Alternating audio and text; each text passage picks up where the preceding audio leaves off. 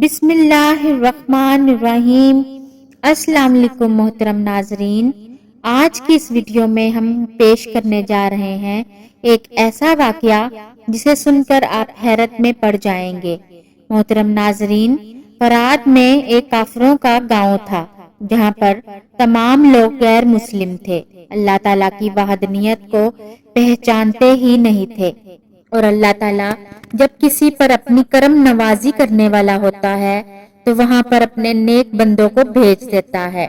ایک فقیر بابا کا گزر اس گاؤں سے ہوا۔ وہ لوگ بہت گھمنڈی اور لالچی تھے۔ بوڑھے بابا نے ان کے گاؤں میں ایک جگہ ڈیرا جما لیا۔ یہ بات ان لوگوں کو بہت ناگوار گزری۔ اس گاؤں کے لوگ کسی بت کی پوجا کیا کرتے تھے۔ فقیر بابا کو جب وہ لوگ عبادت کرتے ہوئے دیکھتے اور اتنے طویل سجدوں میں دیکھتے تو حیران ہوتے اور پوچھتے، بابا جی آپ کس کی عبادت کر رہے ہیں، کس کے آگے اپنا سر جھکا رہے ہیں؟ تو بابا جی نے جواب دیا کہ میں اللہ تعالیٰ کی عبادت کرتا ہوں جو اس کائنات کا خالق ہے۔ تم لوگ جس کی پوجا کرتے ہو یہ تمہاری کوئی مدد کرنے والا نہیں، ابھی بھی وقت ہے، تم سدھر جاؤ، جو کچھ بھی تم جمع کر رہے ہو یہ اپنے ساتھ نہیں لے کر جاؤ گے۔ یہ لالچ، یہ غرور چھوڑ دو اور صرف ایک اللہ کی عبادت کرو۔ پر وہ مغرور اور گھمنڈی لالچی لوگ ان کی یہ بات نہیں مانتے تھے، جس کا نتیجہ یہ نکلا کہ اللہ تعالیٰ کو ان کی یہ نافرمانی، ان کی یہ گستاخی بہت بری لگی۔ پھر ایک دن گاؤں میں ایک خطرناک خونخوار چیتا آ گیا جو بچوں کو اٹھا کر لے جاتا تھا۔ پھر ایک دن وہ چیتا ایک بچے کو اٹھا کر لے جا رہا تھا اور وہ عورت جس کا وہ بچہ لے کر جا رہا تھا صدمے سے بے حال تھی۔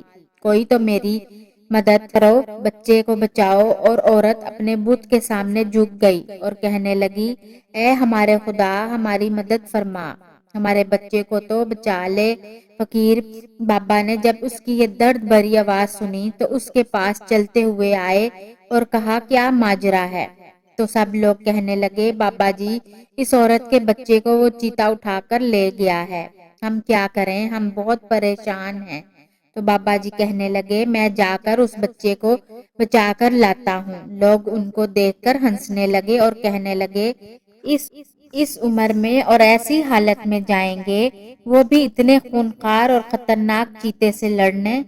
وہ بابا جی کہنے لگے، مجھے اللہ کی ذات پر بھروسہ ہے۔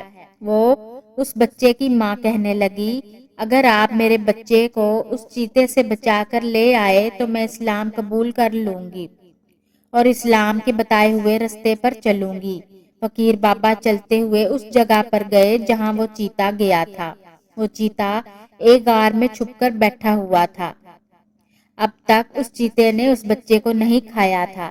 جب آپ اس غار تک پہنچے تو آپ نے بارگاہ الہی میں ہاتھ اٹھائے، اے میرے پیارے رب، تو ہی طاقت دینے والا ہے، تو ہی ہمت دینے والا ہے، تو جو چاہے اپنے بندے سے کروا سکتا ہے۔ اللہ تعالیٰ نے دعا قبول کی اور اسی وقت اس خونخوار چیتے کے دل میں اللہ نے رحم ڈال دیا۔ وہ چیتا اس بچے کو چھوڑ کر آپ کی طرف لپکا۔